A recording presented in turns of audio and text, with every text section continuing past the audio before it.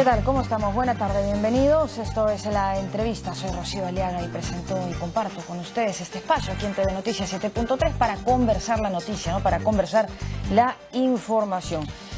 Hemos atendido esta tarde, bueno, en realidad toda esta semana, ¿no? Se reunió el grupo de Lima, fue convocado la semana pasada, se reunió el lunes, salió una declaración de este grupo esa misma tarde, y sobre la cual ya se dieron reacciones desde Venezuela. Vamos a hablar de la Cumbre de las Américas, de esta ya no bienvenida al presidente del país venezolano, Nicolás Maduro, con Nancy Arellano, especialista en comunicación política y, bueno, otras especialidades más. ¿Cómo estamos, Nancy? Buena tarde, bienvenida.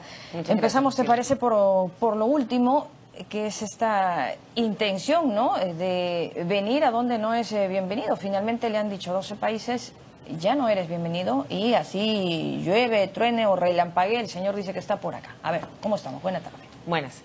Bueno, mira, antes que nada, esta es una situación que definitivamente pone de manifiesto lo que ya sabemos respecto de la política exterior que ha venido manejando el presidente Maduro.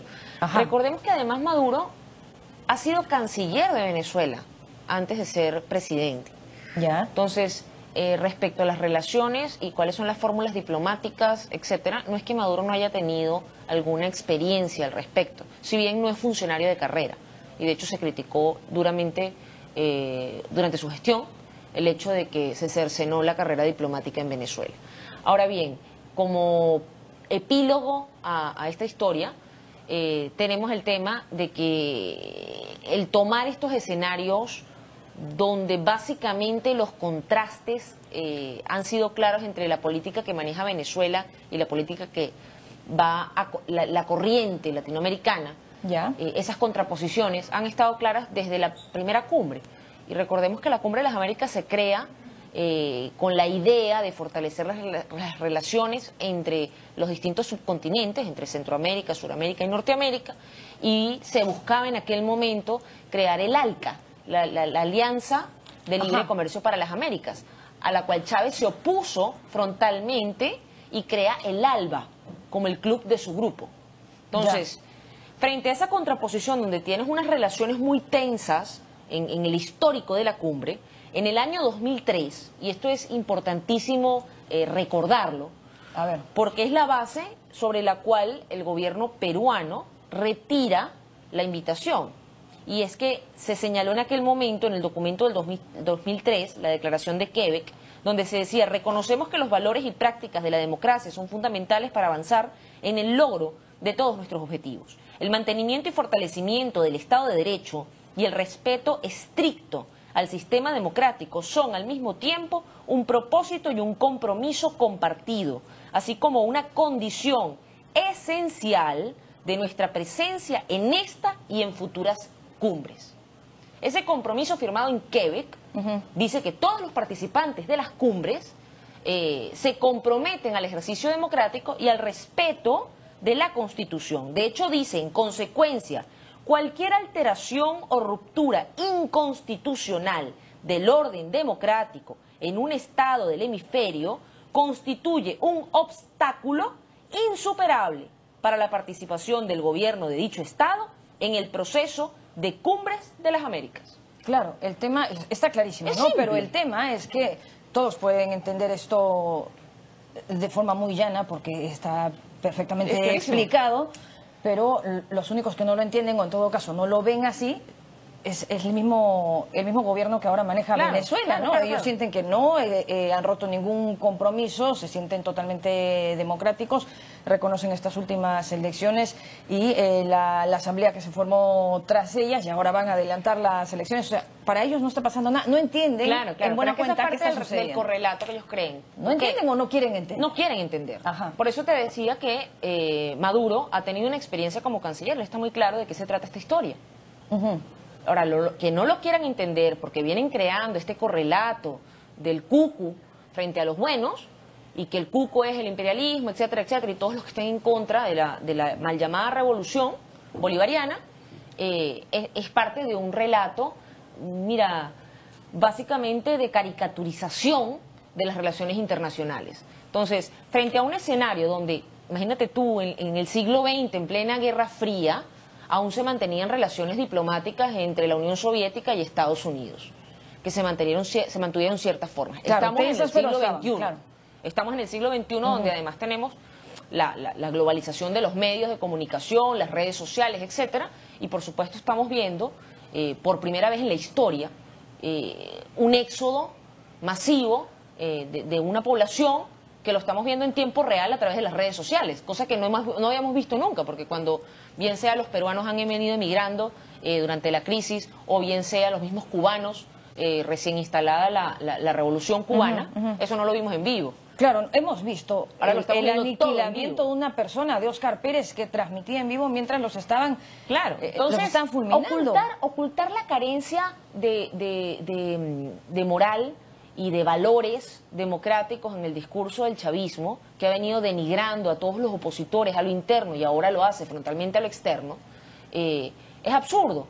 Esto obviamente tiene unas consecuencias claras en la política internacional, porque estas relaciones se van a venir tensando al punto de que va a haber probablemente rupturas de relaciones diplomáticas entre varios países. Claro, porque a ver, el tema aquí ha escalado muy rápidamente a nivel político, ¿no? Pero a nivel diplomático, digamos que de momento todavía las formas la farándula política hablando.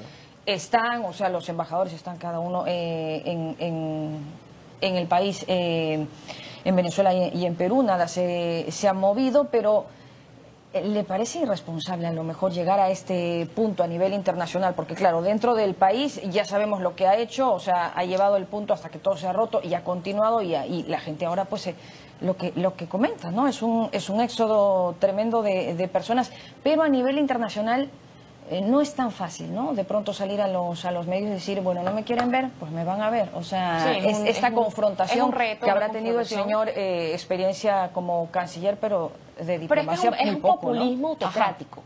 O sea, estamos ante una figura autocrática pero populista. Claro, muy pero ¿cuáles pueden ser las consecuencias a nivel internacional, a nivel de manejo internacional? A nivel de manejo internacional, como te digo, creo que se van a profundizar las rupturas. Si bien es cierto que no estamos ante un tema tan fácil o tan sencillo, porque Venezuela tiene relaciones muy fuertes con China y con Rusia. Entonces, esto se trata de un tema que va más allá. Algo así como cuando se vivió voy a compararlo con un escenario que probablemente no sea el idóneo, pero para que la gente se pueda hacer una idea. Pero vale. Cuando pasó la crisis de los misiles del 62, Cuba era el escenario donde estaban ocurriendo los hechos. Pero sabemos que la confrontación clara entre dos países, específicamente Estados Unidos y la Unión Soviética. Y Cuba era básicamente un espectador, en ese momento aliado de la Unión Soviética. Entonces, en este caso, Venezuela, en una gran parte, en este tema geopolítico, es espectador.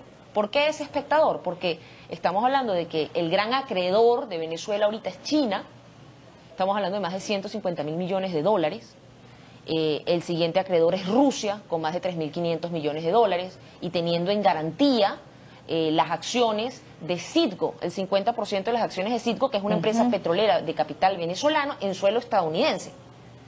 Entonces, imagínate tú, un embargo absoluto a Venezuela por parte de Estados Unidos implicaría el impago a Rusia y por tanto la ejecución de la garantía. Rusia sería entonces socio de Citgo en Estados Unidos. Ya, entonces, se mueve todo. No está tan fácil el tema en ese sentido. Claro, a lo mejor este padrinazgo, digamos, por decirle de alguna manera, le da pues cierta soltura para que el señor se tome las atribuciones a nivel internacional, porque una cosa es hacia adentro, ¿no? Pero otra cosa es entre países, ¿no? Pero el escenario además es más complejo hoy día que lo que vimos, a pesar de que era más tenso en la Guerra Fría, hoy día es más complejo porque estamos ante una multipolaridad. En esa multipolaridad que estamos viviendo, encuentras, por ejemplo, el Grupo de Lima. Que no hubiese sido pensable, por ejemplo, un Grupo de Lima cuando la Revolución Cubana. ¿Por qué? Porque no estábamos en esos niveles ni de desarrollo como países independientes, ni habíamos fortalecido nuestras posiciones. Europa estaba recién saliendo de la Segunda Guerra Mundial, etcétera, etcétera, etcétera. Entonces, las condiciones del escenario internacional hoy día son distintas. Por eso vemos reacciones distintas. Claro, estamos en otro escenario. Pero estos señores siguen hablando en términos de la Guerra Fría. Ya, pero vamos a ver hasta qué punto se sostiene la tensión como en Guerra Fría. O sea, ¿qué va a pasar? ¿Va a venir ese señor y va a intentar ingresar? O sea... Mira, si lo hiciese, sería un craso error. Creo que una de las cosas que más puede preocupar es que de ingresar, como no va a haber el protocolo respectivo de seguridad por parte del Estado peruano, porque no lo va a ir a recibir nadie. La pregunta es cómo Maduro va a garantizar su seguridad como jefe de Estado. Sería bastante irresponsable de su parte. No creo tampoco, ni quiero pensar, que él pretenda traer a su propio cuerpo de seguridad con armas, etcétera, a suelo peruano. Eso sería una violentación de la soberanía. Entonces, realmente veo difícil que esto se pueda dar en estos términos. Sí creo que es un mecanismo más de presión debido a lo infructuosas que han sido las negociaciones en República Dominicana. Sí creo necesario que estas presiones sigan existiendo de forma tal que el gobierno entienda, el gobierno venezolano, que tiene que garantizar unas elecciones limpias, unas elecciones transparentes, unas elecciones donde participe la oposición de forma garantizada, que se admitan a los partidos de oposición que hoy día están ilegalizados, que se habiliten a los inhabilitados políticos que no pueden concursar ahorita en las presidenciales. Entonces, si vamos a ir a elecciones, perfecto, que se mida democráticamente, popularmente, pero para que eso ocurra, todos los contendores tienen que seguir las mismas reglas del juego. Claro, y ahora mismo no pueden uno jugar fútbol y otro jugar básquet, ¿no?, en el mismo campo. Entonces, el gobierno pateó la mesa en República Dominicana, por eso se pronuncia el Grupo de Lima. Entonces, ¿qué cree? ¿Que no viene? Yo creo que es muy difícil que venga. Si va a venir, va a atentar una crisis regional. Creo que va a haber un boicot por parte de Nicaragua, Bolivia, etcétera. Los países aliados van a amenazar con que ellos tampoco van a venir. Eso lo vamos a ver en cualquier momento. Ya Evo Morales se pronunció, claro. Ahora se supone que vendría el pronunciamiento formal para buscar boicotear la cumbre. Ahora bien, nuevamente, la democracia es tolerancia, pero la tolerancia tiene un límite. Claro, hasta ¿cuánto más va a poder tensar el límite está en los intolerantes, ¿no? Los intolerantes deciden hasta dónde llega la tolerancia.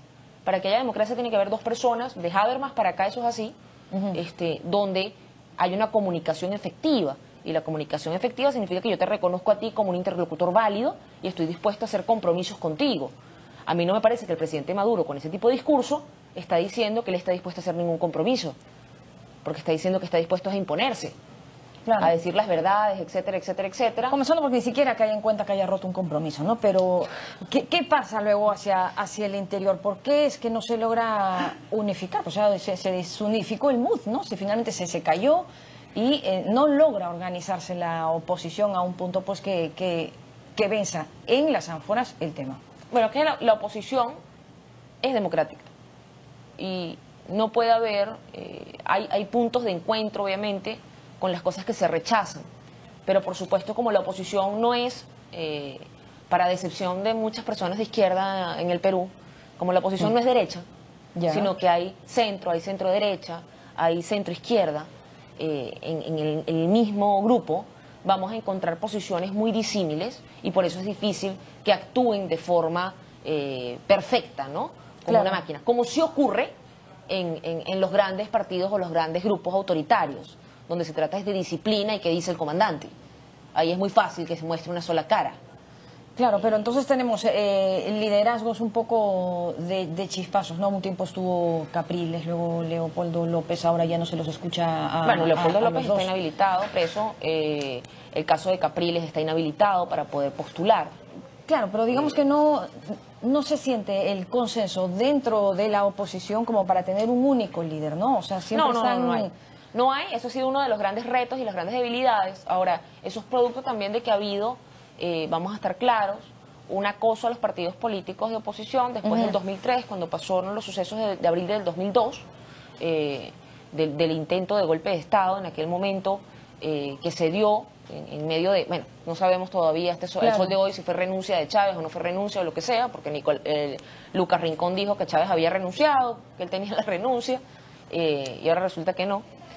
Pero el hecho es que desde aquel momento se dio una persecución sistemática a los partidos y además se sometió a un proceso de electoralismo que en tiempos políticos cercena la construcción y fortalecimiento de los partidos. Es decir, si yo te someto a ti a elecciones continuas, tú estás continuamente buscando candidatos, no formando cuadros, no haciendo labor social, no siguiendo un programa político, sino un programa electoral. Entonces, parte de la locura que se ha vivido en Venezuela con el electoralismo es que se han tenido absurdamente una cantidad, más de 20 elecciones, donde además el Estado cuenta con recursos que son ilegalmente dispuestos para campaña electoral y se ha denunciado N cantidad de veces. Entonces tenemos un aparato mediático, etcétera, etcétera, etcétera, que está allí y por supuesto la oposición difícilmente a veces puede hacer frente. Lo que es innegable hoy día es la crisis que está asediando a todos los venezolanos y que obviamente es necesario un recambio en los liderazgos. Tan es así que hay incluso decisiones dentro del propio chavismo. Y vemos a gente como Nick Merevans, etcétera, que son liderazgos emergentes digamos, de un chavismo intermedio, ¿no? Un chavismo un poco nostálgico de Chávez y en contra de Maduro, que es un tercer actor que está allí latente y que hay que también verlo, así como está el actor, el cuarto actor, que serían estos grupos, digamos, como Oscar Pérez, que querían apostar a una solución más radical, que están también en el escenario. Entonces, ¿qué pasa? Tienes partidos de larga data, de larga tradición, como el caso de Acción Democrática, que sigue apostando a las urnas electorales.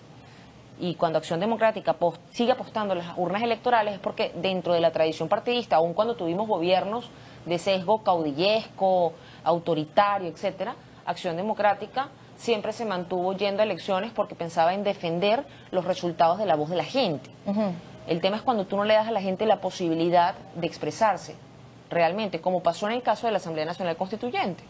Crearon una suerte de votos corporativos, tú no podías votar directamente por un número de diputados para la Asamblea, sino que tenías, no era proporcional de acuerdo a la territorialidad, sino te ponían en el sector campesinos, en el sector empresarios y tenías una representación allí, una cosa loquísima. Entonces, por supuesto, la estrategia de la oposición ha sido cómo lograr zanjar y asegurar en qué términos y con qué mecanismos de presión para que el gobierno pueda ceder a establecer el escenario para medirse electoralmente. ¿Van a participar en estas elecciones adelantadas propuestas mira, todavía por una asamblea que no reconocen? No hay claro, porque ese es el otro tema. Pasó en el 2015, se gana la asamblea legalmente, democráticamente, en las urnas, y el gobierno decide desconocerla. Y decide montar además esta suerte de Estado paralelo a través de la Asamblea Nacional Constituyente, que se crea a partir de una fractura en el hilo constitucional y un mecanismo perverso de elección. Entonces, en ese escenario es muy difícil. Yo particularmente, si me preguntas mi opinión, hasta que no se desmonte la Asamblea Nacional Constituyente, yo no veo solución. Y no veo una solución clara porque yo puedo celebrar unas elecciones con las condiciones que me pidan, y al día siguiente promulgo una nueva constitución y dejo sin efecto todas las elecciones. Y digo que bajo la nueva constitución hay que llamar a mega elecciones. Ese es un escenario posible. Claro, es que ya ahora mismo hay tantos escenarios posibles. Pero en principio, ¿le parece que no viene Maduro, que estaría un poco exagerando y tensando el tema un poco para la platea nacional? Creo que va a haber un boicot por parte de los otros países aliados de Venezuela, ideológicamente aliados de Venezuela, gobiernos aliados de Venezuela. Muy bien. Y creo que se va a buscar tentar que se force. Ahora, en esa medición, flaca labor le hacen a la propia cumbre, porque lo que demuestra, irónicamente, es que uno de los temas, que es la gobernabilidad, está profundamente debilitada en la región. Bueno, queda claro entonces. Muchísimas gracias, Nancy Arellano, por habernos aclarado el panorama, especialista en comunicación política. En todo caso, lo sabremos en los próximos días, porque el tiempo va a correr igual. Pausa, regresamos con más.